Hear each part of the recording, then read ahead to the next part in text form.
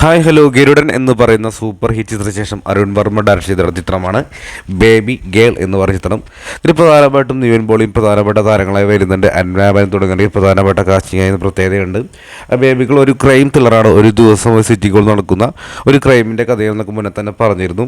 അപ്പോൾ അതിൻ്റെ ഷൂട്ടിംഗ് കാര്യങ്ങളൊക്കെ കഴിഞ്ഞു. മേക്ക് ഫെയിംസിൻ്റെ ബാനറിൽ ജസ്റ്റിൻ സ്റ്റീഫനാണ് ചിത്രം നിർമ്മിക്കാൻ വേണ്ടി പോകുന്നത്, അല്ല നിർമ്മിച്ചിരിക്കുന്നത്.